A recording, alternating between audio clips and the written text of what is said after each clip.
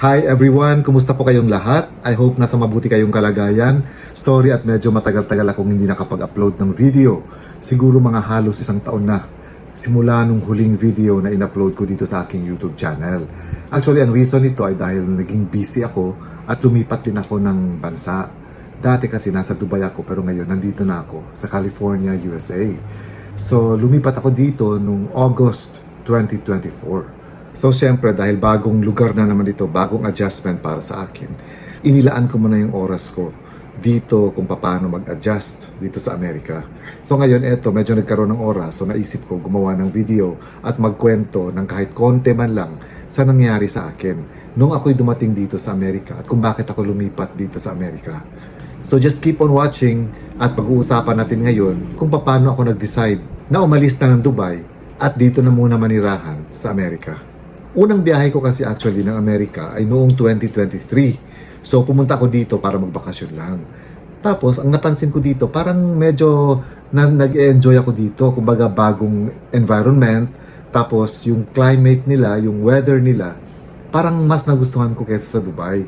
Wala naman akong pagsisisi sa napakatagal na pagtira ko sa Dubai. Actually napakarami ko rin dapat ipasalamat nung nasa Dubai ako. Napakarami rin nangyari sa buhay ko na magaganda sa tulong nung nagtatrabaho ako sa Dubai. Pero siguro dumarating yung point na kung saan parang kumbaga parang nababurnout ka na rin sa isang lugar, so kailangan mo namang lumipat para maghanap ng bagong environment. Para nang sa ganun, hindi mabigat para sa atin ang magtrabaho, hindi tayo mas lalong magiging malungkot dahil malayo tayo sa Pilipinas, dahil magkakaroon tayo ng mga bagong challenges kapag nasa ibang bansa tayo ulit. So ito yung nangyari sa akin. So nung nagbakasyon ako dito sa Amerika, yun yung mga napansin ko.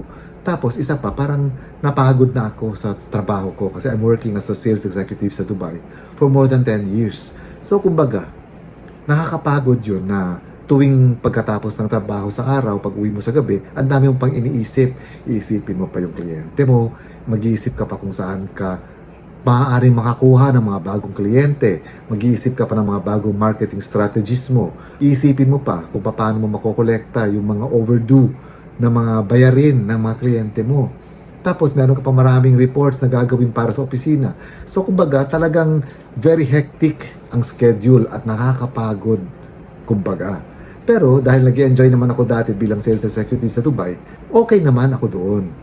Pero siguro dahil naisip ko na rin na syempre tumatanda na tayo, parang iniisip ko na rin na mas maganda yung nag-work ka na nag-enjoy ka na lang at pagkatapos nun, pag uwi mo sa gabi galing sa trabaho, wala ka na masyadong iisipin. So ganun yung parang naitanim sa isip ko. So nung nagbakasyon ako dito, na-meet ko nga yung ibang mga kaibigan ko na taga-amin din. Tapos yun na nga sa mga kwento nila, parang sinabi nila na ganito yung buhay dito. Kumbaga pare-pareho lang naman yung mga kwento ng mga OFWs at yung mga nandito dahil pare-pareho naman kami na malayo sa Pilipinas na kung saan nandoon yung pamilya namin. But anyway, so nag-decide ako na after pagbalik ko ng Dubai, babalik ako dito. Kumbaga, lilipat ako dito. Susubukan ko kung ano ang meron para sa akin dito sa Amerika. So galing bakasyon, pag uwi ko ng Dubai, immediately nag-aral ako ng CNA o yung sinasabing Certified Nursing Assistant.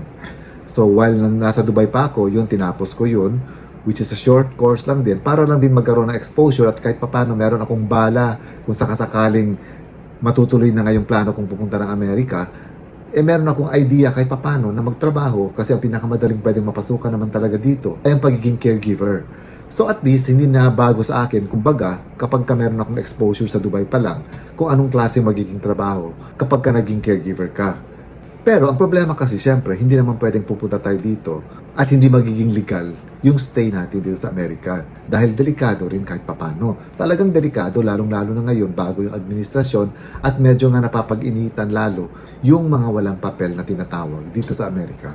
So nung nandun pa ako sa Dubai, pinlano ko na lahat para pagbalik ko dito, alam ko na kung ano yung mga steps na gagawin ko. So ang talagang plano ko pagdating ko dito ay kukuha ako ng F1 visa o yung sinasabing student visa. Itong student visa, pwede itong gawin o pwede itong applyan ng kahit sino. Wala silang age requirement pagdating dito. Ang importante lang syempre, yung mga requirements nila katulad ng financial at yung mga legal documents na meron ka. So pagdating ko dito, meron akong kakilala rin sa Dubai na kung saan lumipat din dito at nag-student visa. So kinausap ko siya, pagkatapos nun, kinuha ko rin yung detalye at kung sino yung contact niya, yung kanyang attorney na tumulong sa kanya, kaya nagkaroon siya ng F1 visa. So, ganun yung nangyari. So, nung makontak ko ng attorney at yung secretary niya, pinasubmit ako ng mga requirements. So, ano-ano nga ba ang mga requirements? Yung unang requirements na hiningi sa akin para sa application ng F1 visa. Pero bago ang lahat ng ito, hindi ka pwede mag-apply ng F1 visa kahit na nasa Amerika ka na kapag ka hindi pa umabot ng 90 days or 3 months yung stay mo dito sa Amerika. Kasi usually, ang visa naman, ang B1, B2 visa na binibigay sa atin, especially pag Filipino ka, usually, pwede kang magstay sa Amerika maximum na 6 months. So, kumbaga, after 3 months na stay mo dito, that's the only time na pwede kang mag-apply for F1 visa. So, nung dumating ako ng August, September, October, November, by the end of November, pinasubmit na ako ng mga requirements. Tapos December, in-apply na yung aking F1 visa. So, yung mga requirements na hiningi sa akin, mga simple lang katulad ng passport copy, yung original documents mo ng diploma, ng TOR, or ng transcript of records. Tapos yung sa akin, yung transcript of records ko, yun yung pina-red ribbon ko pa dati nung pumunta ko ng Dubai. So, naka-red ribbon yung aking TOR. And at the same time, hihingi sila ng bank statement. Ngayon, kasi bago ka maging F1 student, dalawa yung options mo. Pwedeng merong mag-i-sponsor sa iyo, or pwede mong gawin, kung wala kang makitang sponsor, sarili mo or self-sponsorship ang tawag doon. Ikaw mismo mag-i-sponsor sa sarili mo. So, ang hinihingi nila dito ay yung financial capabilities mo na kaya mong i-sustain yung pag-aaral mo dito sa Amerika, which is normally 2 years para sa isang masteral degree course. So, ayon sa attorney ko, ang hinihingi talaga ng school ay at least meron kang $16,500 na nasa bangko. Or yung mag-sponsor sa iyo dapat hindi bababa sa $16,500 yung pera niya para masabi niya na kaya niyang i-sponsor yung pag-aaral mo dito sa Amerika. So ako, dahil wala nga ako makitang sponsor, ang ginawa ko, buti naman din at nakaipon ako kahit papano nung nasa Dubai, in-sponsor ko yung sarili ko. So ang nangyari naman pagkatapos noon, isinabmit na yung application.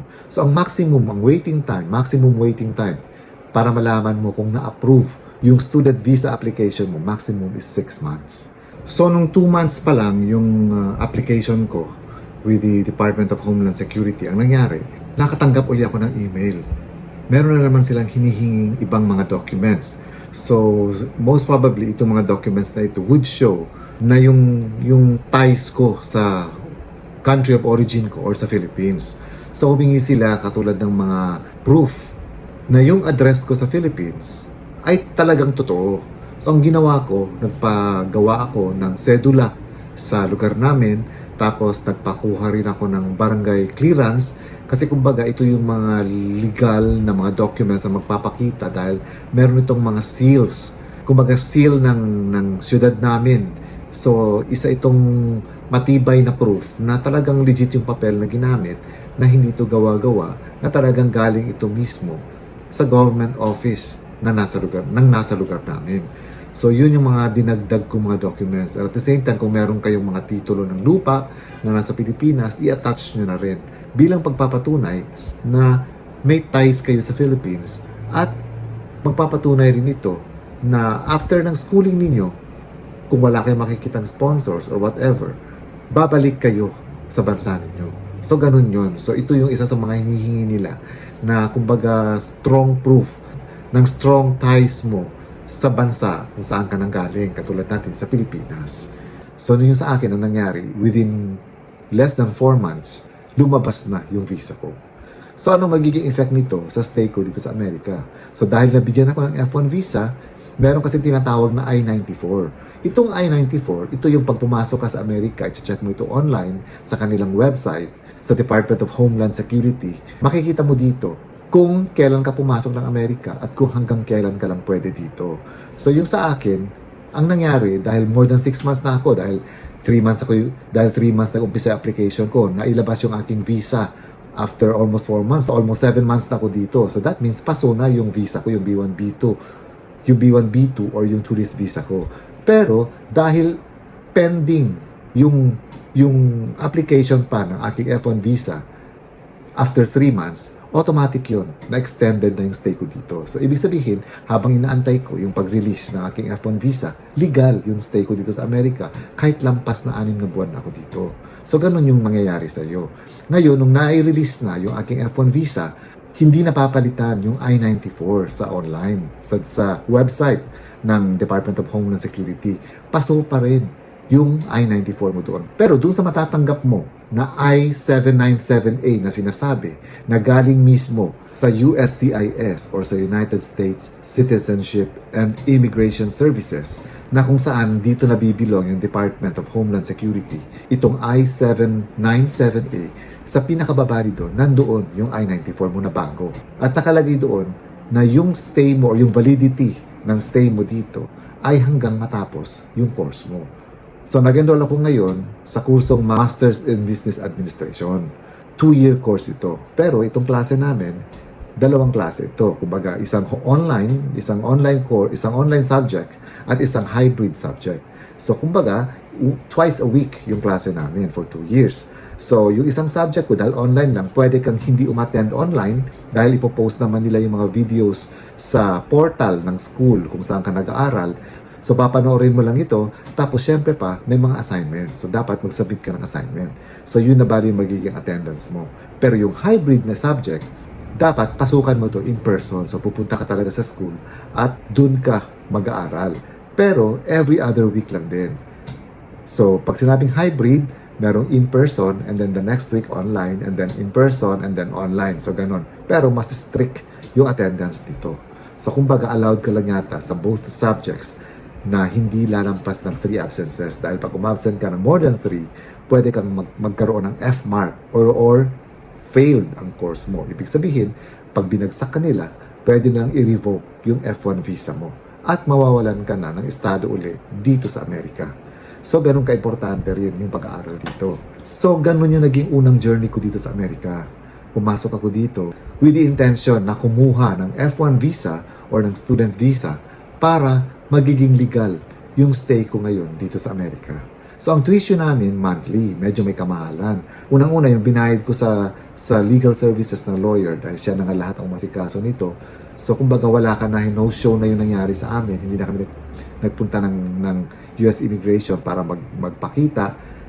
Inantay na lang namin mailabas yung aming F1 visa. All in all, parang ang naibigay ko dun sa legal services ng attorney ay mga nasa more than $3,000. Tapos, itong course ko na MBA, monthly ang aming tuition dito. So, medyo may kamahalan din at kabigatan dahil halos nasa $900 monthly ang binabayaran namin. Pero, kung iisipin ko naman, okay lang sa akin yon. Kahit medyo mabigat yung binabayad ko buwan-buwan at medyo malaki ngayon gastos bago ka magkaroon ng F1 visa. Pero at least safe ka dito sa Amerika. Kumbaga, legal, legit yung stay mo dito sa Amerika. So, hindi ka yung tipong lilingon-lingon lagi dahil natatakot ka na baka ma-pick up ka na lang dahil wala kang papel.